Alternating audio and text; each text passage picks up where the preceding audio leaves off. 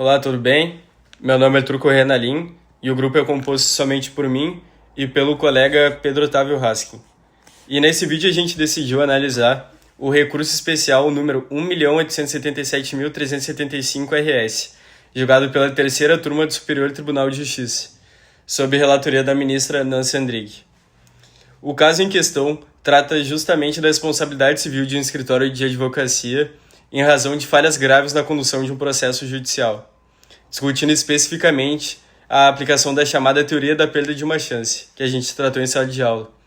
A gente escolheu fazer sobre essa decisão porque, ao nosso ver, é um tema bastante relevante para a disciplina, pois envolve análise dos limites da responsabilidade profissional de advogado e dos requisitos necessários para que surja justamente o dever de indenizar.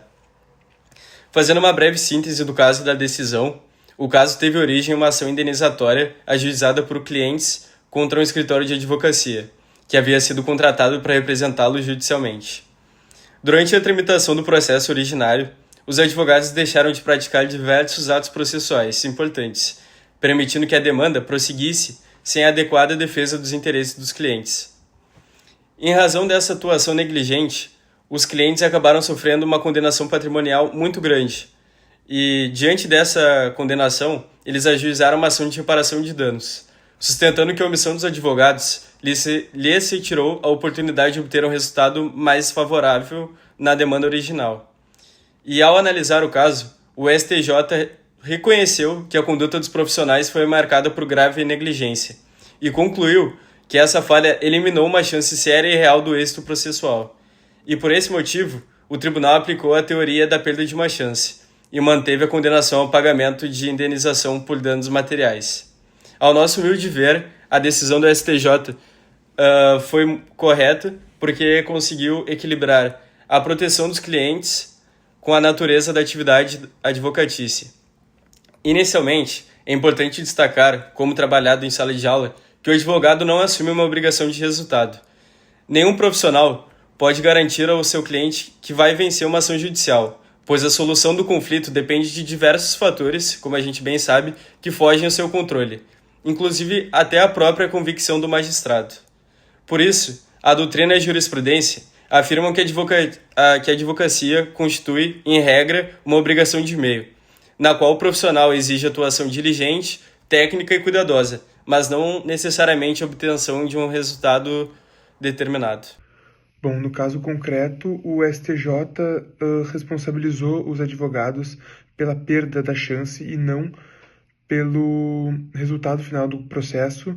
O STJ entendeu, então, que a negligência na atuação dos representantes, dos procuradores, no caso, privou a parte, no caso, de ter uma defesa efetiva.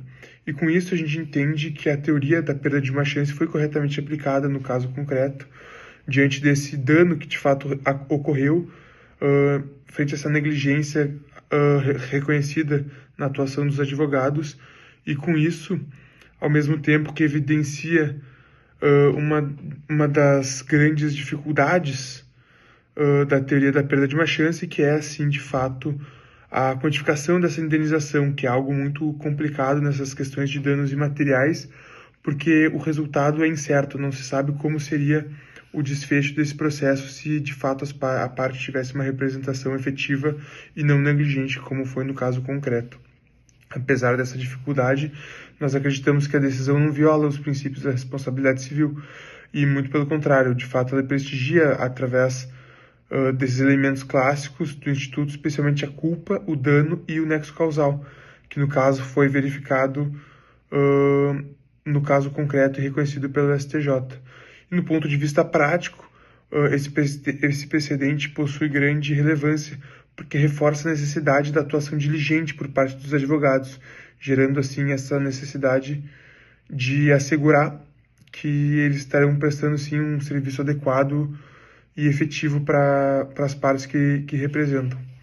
E, através disso, então, a gente pode garantir que o advogado vai ser um garantidor de um processo, não de um resultado. Ele garante que vai ser, de fato, ter uma representação efetiva.